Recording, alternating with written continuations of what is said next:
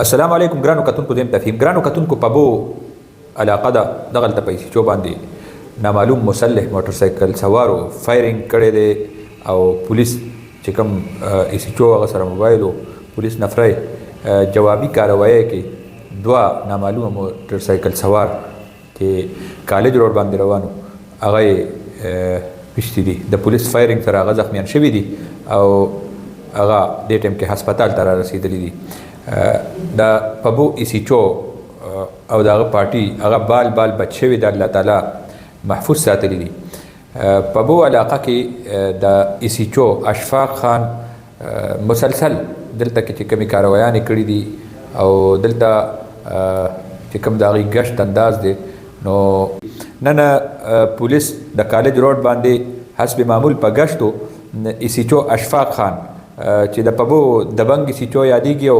موږ ګورو په دې مختلف برانچ روډونه دي جی ټي روډ دی په دې باندې ګشت کوي حسب معمول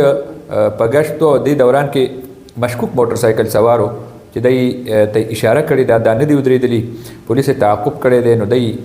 پولیس باندې فایرینګ کړی دی او د دغې نه پس بیا پولیس او د دې دواړو ترمنځ باقاعده مقابله شوې ده نو د پولیس فایرینګ نه دا کار لفټران خاندان دا پلار او زوی دي او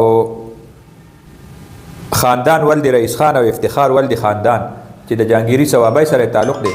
دا زخمیان شوي دي او پولیس راوچت کړي دي بیا هسپتال ته یې رسولي دي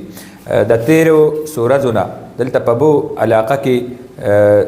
پولیس ګشت هغې کې اضافه شوې ده او مختلف برانچ روډونو باندې د پولیس نفري باقاعده ګرځي او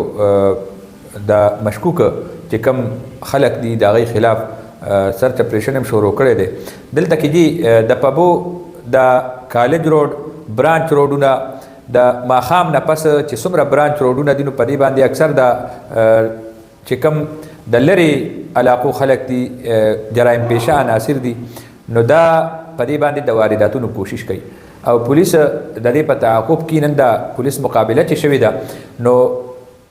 فایرینګ په ایسیچو باندې شوی دی او ایسیچو په خپله په ګاډي کې موجود او دغې سره بیا پولیس بال بچ شوی دی نو الله تعالی خپل حفاظت کې ساتلی دي په هر حال ډېره غټه پولیس مقابله دا ګڼلی کېږي ځکه چې دې کې د علاقې کار لفټران چې د بلې ضلعې نه دلته وارداتونو له راځي او هغه وارداتونه کوي او بیا د دې علاقو نه ګاډي موټر سایکلې دا پټۍ بوځي نو اوس به د دې تفصیلات نور هغه هم مخې ته راځي چې اف آی آر درج شي اف آی آر نه پس تفتیش وشي تفتیش نه ویلی کېږي دا چې دا ګروپ چې کوم نو دې باندې مختلف اضلاعو کې د کار لفټرای باقاعده مقدمات درج دي او دا د کار لفټینګ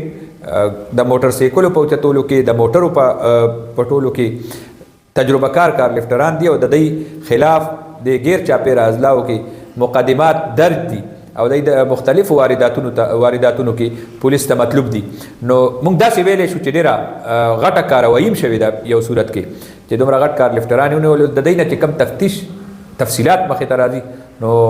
هغې باندې بیا خبره کوو فلحال دا معلومات او ابتدایي اطلاعات چې کوم رپورټ ته درج شوی دی او پولیس مزید تفتیش شروع کړی دی او د زخمیانو ملزمانو علاج په پبو میا راشد حسین شهید هسپتال کې شروع دی